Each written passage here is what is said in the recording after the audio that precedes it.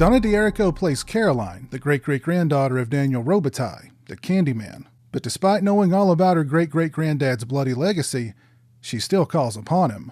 Say my name, say my name. Wrong movie. So let's just address the elephant in the room here. CANDYMAN Day of the Dead is a bad movie. There's no two ways about it. The original CANDYMAN is a special film. It's a standout from the early 90s with a unique anti-hero antagonist, an intriguing story, an incredible score, and an enigmatic, career-defining performance from Tony Todd. The second film, Farewell to the Flesh, was a little watered down, but still a worthy sequel. Day of the Dead is the great value equivalent of a horror sequel. It's a cut-rate, shoddily made, low-budget, and low-brow direct-to-video sequel. But is it as bad as its reputation? CANDYMAN Day of the Dead reminds me a lot of those Trimark direct-to-video movies from the early 90s. Only instead of a killer doll or a leprechaun or a Rumpelstiltskin, we have CANDYMAN. Using the Day of the Dead as the backdrop for the film was a great idea, and a captivating story could have been told placing CANDYMAN in the middle of Dia de los Muertos. But like everything else in this movie, the actual Day of the Dead festivities just look scaled down, cheap, and kinda generic.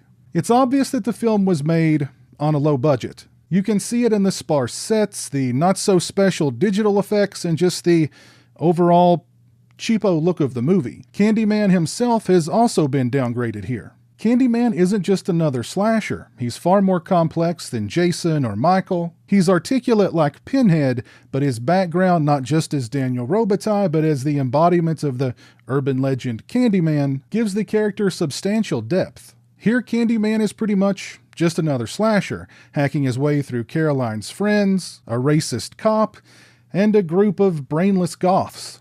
He's far less sympathetic and far more repetitive. The bulk of CANDYMAN's dialogue consists of him repeating Caroline's name over and over again and demanding that she give herself to him over and over again. Quite frankly, CANDYMAN sounds like an obsessive creep who's begging for an EPO. Tony Todd is definitely handcuffed by the material, or the lack thereof, but he's still Tony Todd. He's charismatic, he's got that great voice, and you can't take your eyes off him when he's on screen. Donna was an interesting casting choice for the lead. Her performance ranges from solid to not so much. She doesn't inspire much in the way of you caring about her or what happens to her, either. Corri from A Nightmare on Elm Street co-stars and actually plays an eerily similar character to the one he played in Nightmare. There's some nice practical bloodshed courtesy of Gary J. Tunnicliffe, and we get some dreamlike sequences that make CANDYMAN feel a lot more like Freddy, but visually they're okay. I have to admit, revisiting CANDYMAN Day of the Dead for the first time in well over 20 years. Man, I'm getting old. Courtesy of this new Vestron Collector Series Blu-ray, it wasn't as bad as I remember it being, and not nearly as bad as its reputation. As a matter of fact, there were a few sequences that I found quite entertaining. I mean, how can you not enjoy watching Rena Riffle pretend to swat at a swarm of CGI bees? Naked, of course. It's just that Day of the Dead is such a drastic step down in quality from the first two films that it's almost unrecognizable as a CANDYMAN movie. But for a direct-to-video slasher from the late 90s, I've seen much worse. Put it that way. As for the picture quality and sound quality on this release, much like the movie itself, there are problems.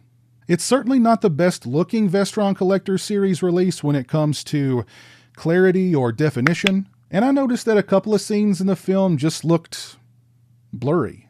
Pretty obvious that this is an upscale from some ancient source material, most likely the old Artisan DVD. As far as overall picture quality, I would give this release a 2.5 out of 5.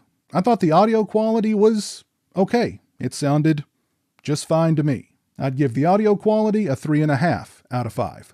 Keep in mind that this is a budget release for a movie that doesn't have the best reputation, so the fact that it got a new Blu-ray release at all should be taken into consideration. I also get the impression that most people who are purchasing this release are doing so simply to complete the Candyman collection. And at just $12 or $13, why not? As far as extras are concerned, first up we have On the Hook, an interview with Tony Todd. It's 9 minutes and 46 seconds in length.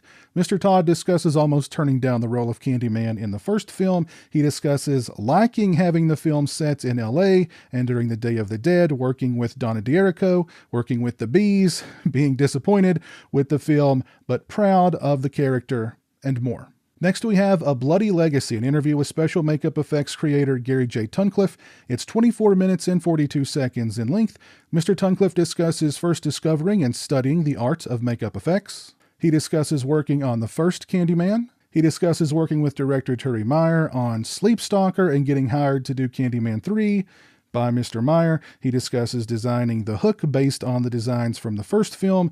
Mr. Tunnicliffe discusses how they did the bee attacks and made it look like people were covered with bees. He discusses working with the cast, how they pulled off some of the special makeup effects, shooting in rough areas of LA, and more. Next, we have Decay and Design, the visuals of Candyman Day of the Dead. It's an interview with director of photography Michael Wojciechowski and production designer Mark Greville Morris. It's 18 minutes and 59 seconds in length. They discuss working on a shoestring budget, the locations, designing the sets, working with Tony Todd and Donna, and more. We get the English and German trailers, the home video promo, the home video trailer, and a still gallery. We get isolated score selections featuring an audio interview with composer Adam Gorgani, and we get an audio commentary with co-writer and director Turi Meyer and producer and co-writer Al Septine, moderated by Michael Felsher. Overall, this is an okay Blu-ray release for Candyman Day of the Dead from the Vestron Collectors series. The picture quality and the sound quality definitely leave something to be desired, but we get some nice extras on here and a really informative commentary. And just take a look at the artwork on the slip. Man, that's nice. If you're a fan of Candyman Day of the Dead, then this release is a no-brainer. Let me know your thoughts on Candyman Day of the Dead down in the comments section below. And while you're down there, let me know if you think it's as bad as its reputation. If you've already picked up this release from the Vestron Collectors series, let me know your thoughts on it down in the comments section below. Also, if you like this video, please leave it a thumbs up and share it on social media. If you're not following me on social media, those links are in the description. As always, thanks so much for watching. I really appreciate it. Take care, and until next time, peace.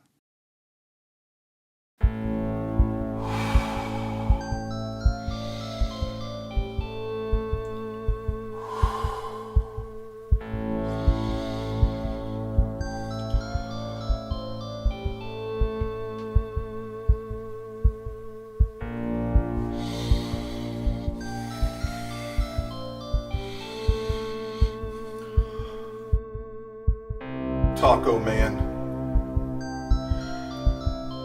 Taco Man. Taco Man.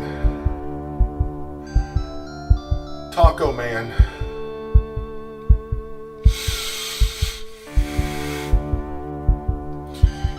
Taco Man.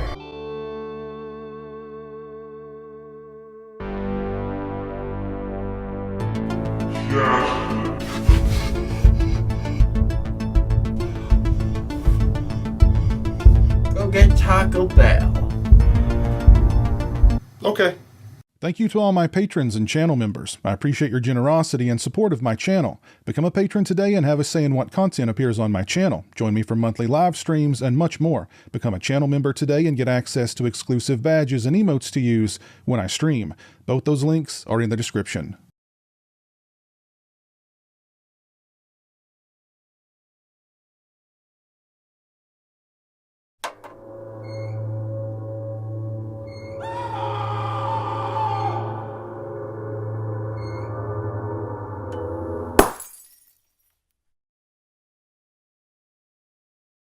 Say hello to the internet, Jeremy. Hello to the internet.